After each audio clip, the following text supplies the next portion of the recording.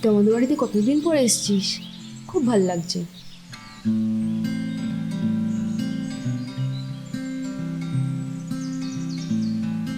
তা 4 বছর তো হবেই, তাই না? বল। আর এই 4 বছরে তুই কত বড় হয়ে গেছিস। শোন, এবার কিন্তু তোকে আমি আমাদের বাড়ি নিয়ে যাব, আর ওখানে গিয়ে কদিন থাকবি, আর মেশো গিয়ে কদিন পরে তোকে বাড়ি থেকে নিয়ে আসবে, ঠিক আছে? হ্যাঁ, যাবো যাবো, দারুণ মজা হবে।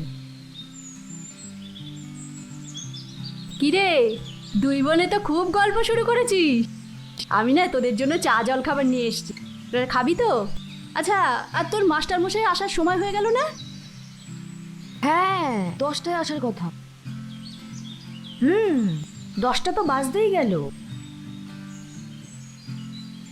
দেখ মা, মেয়েদের বয়স কিন্তু দেখতে দেখতে বেড়েই যায়, আর এবার কিন্তু তোকে বিয়ের পিঁড়িতে বসতেই হবে।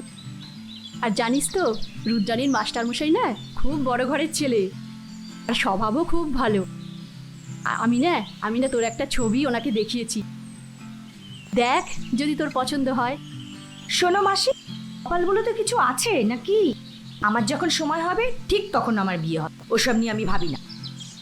লেখাপড়া শিখেছিস, মানুষের মতো মানুষও হয়েছিস, সব ঠিক আছে, কিন্তু কি জানিস তো মা, সংসার হলো মেয়েদের একটা শান্তির জায়গা। ওটা ছাড়া কিন্তু মেয়েদের একদম চলে না, ওটা ছাড়া মেয়েদের আর চলে না রে, দেখিস সব ঠিক হয়ে যাবে।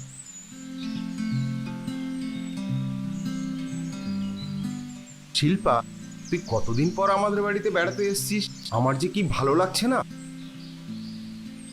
তুই দিদিকে নিয়ে না বিকেল বেলায় এদিকে ওদিকে ঘুরিয়ে নিয়ে আসিস, দিদিরও ভালো লাগবে তোরও ভালো লাগবে। আমি তাহলে আসছি, হ্যাঁ, আমার সময় হয়ে গেছে। নমস্কার মেসমশাই, কেমন আছেন? ভালো আছি বাবা, ভালো আছি। এসো বসো। এই রুদ্রাণী, স্যারকে বসতে দে।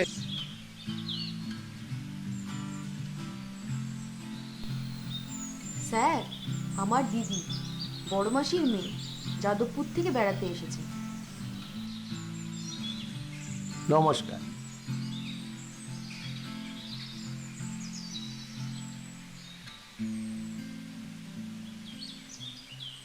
এই তোর মাস্টার মশাই?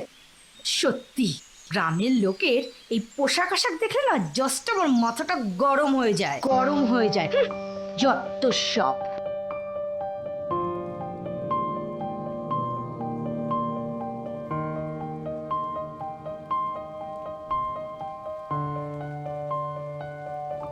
এই যে, আমি সকলের জন্য চা নিয়ে এসেছি।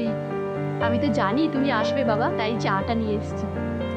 মাসি, তুমি চা এনেছো তো ঠিক আছে, তাও ওই গ্রাম্য এই ছা পোশাক ছেলেটার সাথে তুমি আমাকে বিয়ে দিতে চাইছো? তোমার আক্কেলটা সব গেছে, বুদ্ধি শুদ্ধি সব গেছে, যত সব। আমার ফটো আবার ওনাকে দেখিয়েছে, যত সব। দেখ মা, এইভাবে তুই স্যারকে এরকম ভাবে অপমান করতে পারিস না। মাসি, তোমার আর আমার জন্য খটকালি করতে হবে না, আমি আগামীকালই বাড়ি চলে যাব। আর বলেছিলাম যে রুদ্রাণীকে আমার বাড়ি নিয়ে যাব, আর মেশো গিয়ে ওকে নিয়ে আসবে, যত সব। বাবা, বাবা তুমি একটু চাটা খেয়ে নাও, আর তুমি কিছু মনে করো না, সব দোষ আমারই। আমার তোমার সামনে দাঁড়াতে লজ্জায় মাথা হেঁট হয়ে যাচ্ছে। যদি পারো, যদি পারো তুমি আমায় ক্ষমা করে দিও। স্যার, কিছু খাবেন না? দিদি যে কি না। না, অন্য কোনো দিন খাবো। আজ আমার তাড়া আছে, একটা আর্জেন্ট কাজ আছে।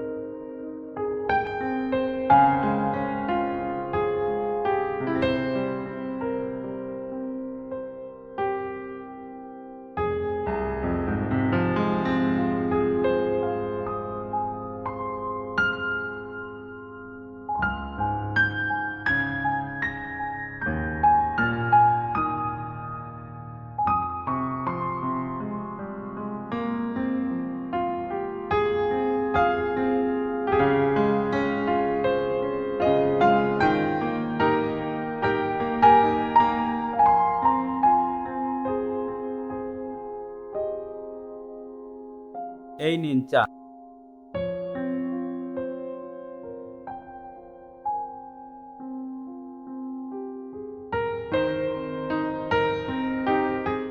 আরে শ্যামল, এসে গেছিস?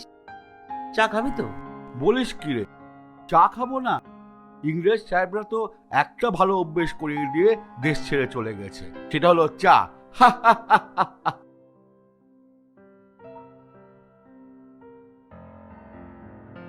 একটা চা দাও। আয় বস বস বস।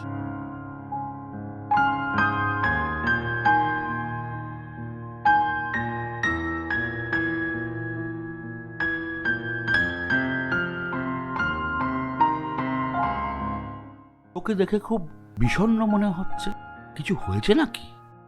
না না, তেমন কিছু না। শোন, আগামী সোমবার মানে পরশু সকালে রওনা হব। স্কুলে পুজোর ছুটি চলছে, তবে অফিস রুম খোলা আছে। হেড স্যারকে বলে রেখেছি তুই জয়েন করবি। হ্যাঁ, তাহলে মঙ্গলবার দিন জয়েন করব। হ্যাঁ, এখন তাহলে আমি বাড়ির দিকে যাই। সোমবার সকালে রেডি থাকব, ঠিক আছে? ঠিক আছে।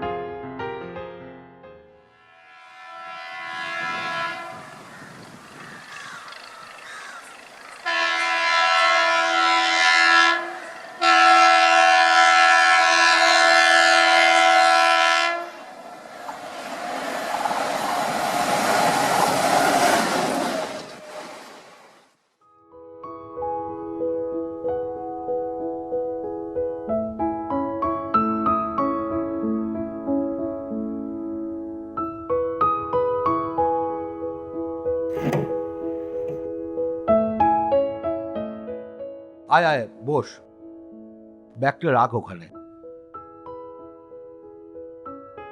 বস বস। বাহ, ভালোই তো। হ্যাঁ, চলে গেলেই হলো। বাড়ির মালিককে বলে রেখেছি তোর জন্য একটা ঘর আছে, আগে তুই ফ্রেশ হয়ে নে। বেশ হতে হবে। আর শোন, তুই তো আমার জন্য ঘর দেখে রেখেছিস। এই আমি এলাম না কেন, এই জয়েন করবো বলে। হ্যাঁ, সব তো তুই করছিস। হ্যাঁ, সব তো তুই করছিস। হ্যাঁ, তুই তো আমার গার্জিয়ান। আরে আরে, তোকে শহরে থেকে চাকরি করতে হবে, শহরের আদব কায়দা, পোশাক আশাক, আমাকে নিজেকে একটু স্মার্ট হতে হবে। আচ্ছা, আগে তুই ফ্রেশ হয়ে নে, তারপর যাব। ফ্রেশ হতে হবে। হ্যাঁ, আচ্ছা, না তা কোথায় যাবো? কোথায় নিয়ে যাবি আমাকে? হ্যাঁ, আরে তোর জন্য নতুন ড্রেস, প্যান্ট শার্ট এনেছি। ও বাবা, এবার তুই আমার সঙ্গে চল।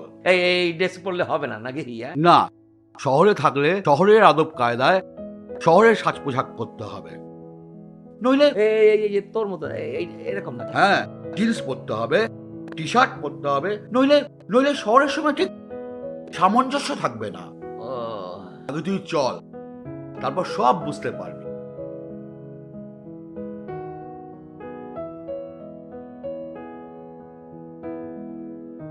নিজেকে একটু দেখি। হ্যাঁ,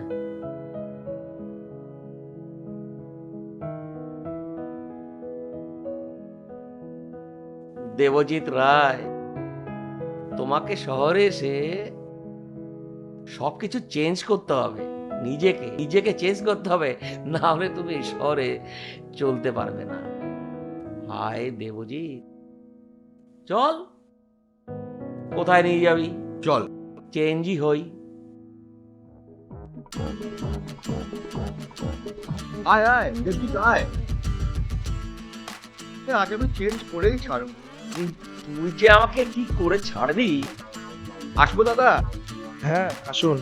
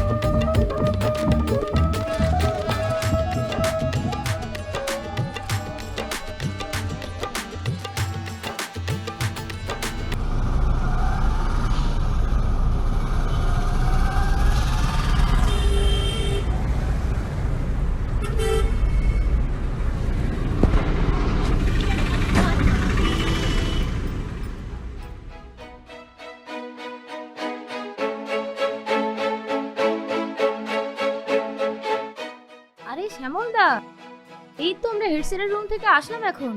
সে তো বুঝলাম, পরিচয় করে দে, এ দেবজিৎ রায় আমাদের এই স্কুলে নতুন বাংলার টিচার হতে চলেছেন। হতে চলেছেন মানেটা কি? বলো, হয়ে রয়েছেন। আগে হেড স্যারের সঙ্গে দেখা করিয়ে নিয়ে আসি। ইনি হচ্ছেন এই স্কুলের আর্ট টিচার শিল্পা বসু। নমস্কার। নমস্কার।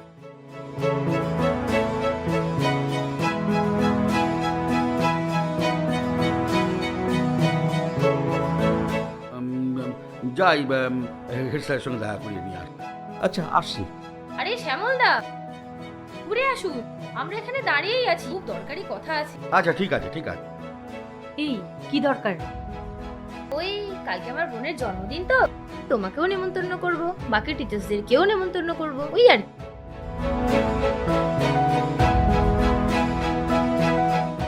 নমস্কার স্যার। নমস্কার।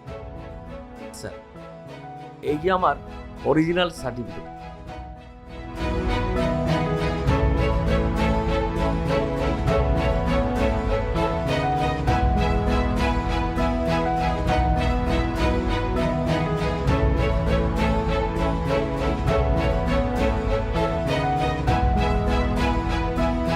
বাহ, যা কিছু দেখলাম ভালোই দেখলাম। Thank you sir. কি আর বলবো স্যার, একই গ্রামের ছেলে, একসঙ্গে পড়াশোনা করেছি, আবার দেখুন স্যার একই সঙ্গে চাকরিও করছি স্যার। আপনার মতো একজন শিক্ষক পেয়ে আমরা খুব খুশি। কি বলেন শ্যামলবাবু? হ্যাঁ, তাহলে আসি স্যার। নমস্কার স্যার। নমস্কার স্যার, আসছি। ঠিক আছে, আসুন।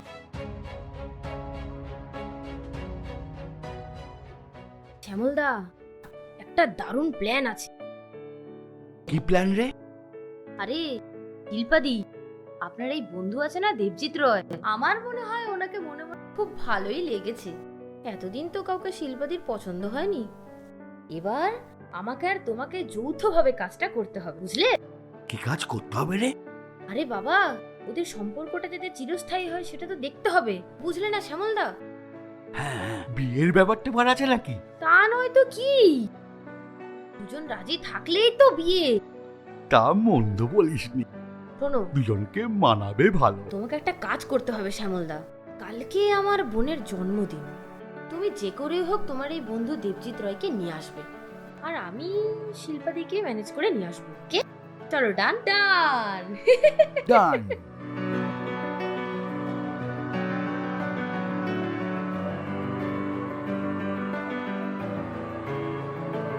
কি বলছিস? শোনো না শিল্পাদি, আগামীকাল আমার বোনের জন্মদিন, তুমি কিন্তু অবশ্যই আসবে, তোমাকে আসতেই হবে। তোমার বোনকেও কিন্তু অবশ্যই নিয়ে আসবে। ওকে, যাব।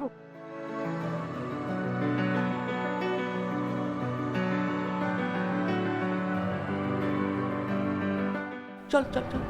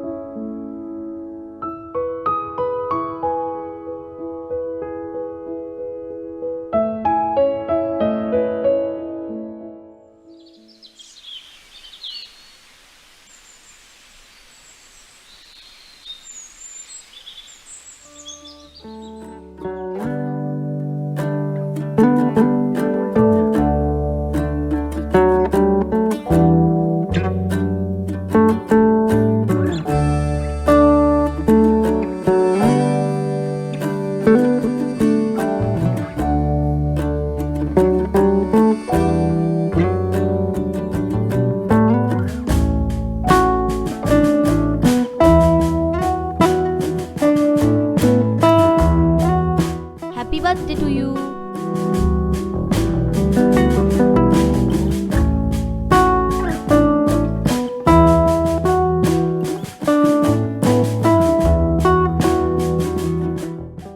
আরে শিল্পাদি, এসো এসো এসো এসো। বাবু, ভালো আছো? Many many happy returns of the day. বসো বসো বোন, বসো। তারপর আসতে কোনো প্রবলেম হয়নি তো? না না, কোনো প্রবলেম হয়নি। সব ঠিক ছিল তো? ঠিক আছে।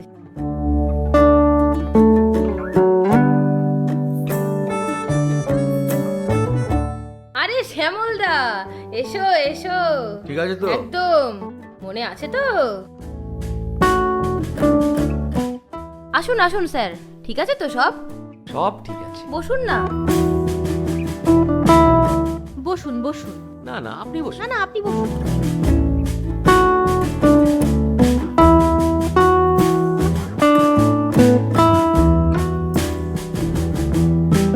আসুন আপনারা টেবিলের সামনে, কেক কাটা হবে এখনই।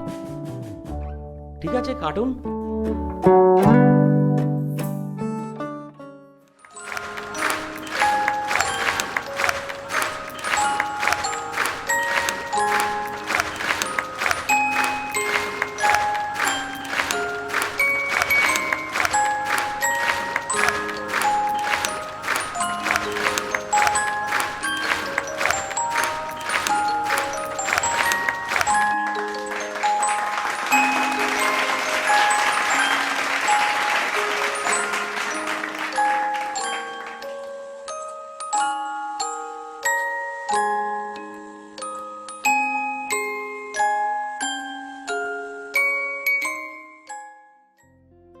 ও শ্যামলদা, শোনো শোনো।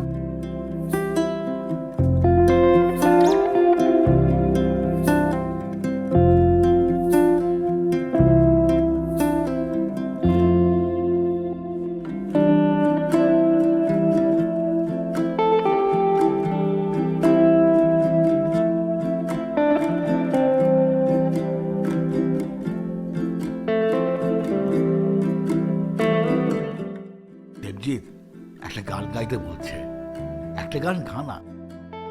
আমি কি এখন গান গাই? আরে সব পারবি, সব পারবি। চল চল চল, এই না না না, এমন একটা আনন্দ উৎসবে তোর মতো সিঙ্গারকে আমি জানি। চল চল চল। এই অনুষ্ঠানে আমি যে গান গাই তাই হবে? হ্যাঁ, আরে হবে রে হবে, আমি তো আগে গাইতাম। এখনো চেষ্টা করলে পারবি। চল চল চল, নে নাও। এই বোন, তুই কি বল না।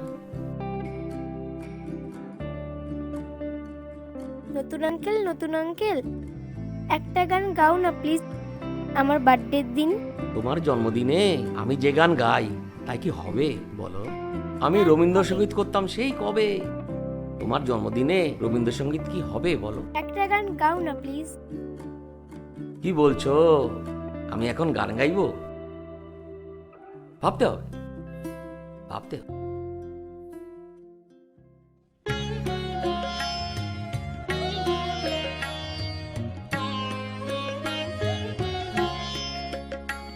আমি চিনি গো চিনি তোমারে, ও ওগো বিদেশিনী, তুমি থাকো সিন্ধু পারে, ওগো বিদেশিনী, আমি চিনি গো চিনি তোমারে, ওগো বিদেশিনী, তুমি থাকো সিন্ধু পারে, ওগো বিদেশিনী, আমি চিনি গো চিনি তোমারে, ওগো বিদেশিনী।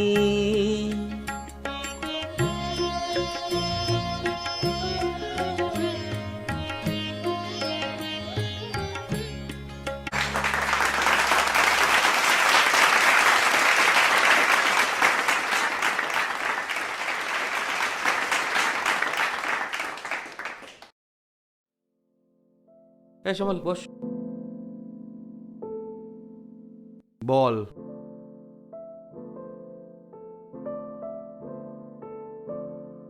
দিদিমণিকে দিয়ে দে। শ্রেয়সী, হুম, বলো। দিদিমণিকে দিয়ে নে। এটা কি শিল্পাদিকে দেবো? বলবো? শিল্পাদি ধরো, কি দেখোই না খুলে।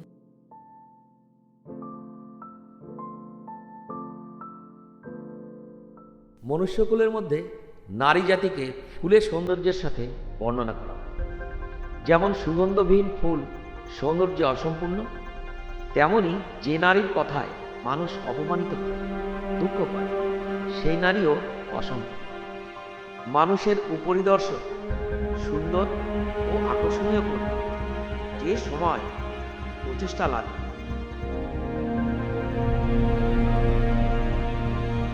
তার থেকে অনেক বেশি লাগে নিজেকে ভালো আদর্শের মানুষ হিসেবে। প্রত্যেক শিক্ষক ও শিক্ষিকার কর্তব্য ও দায়িত্ব থাকে শিক্ষার্থীদের ভালো আদর্শের মানুষ হিসেবে গড়ে তোলা। এই চিঠি পড়ে যদি আপনি অনুপ্রাণিত হন এবং আপনার কথায় কোনো মানুষ অপমানিত না হয়, দুঃখ না পায়, তাহলেই আপনি প্রকৃত সৌন্দর্যের অধিকারী। ভাবছেন এরকম চিঠি আমাকে দেওয়ার মানে? আপনার মোবাইলে হোয়াটসঅ্যাপ খুললেই সব অবগত। দেবজিৎ রায়।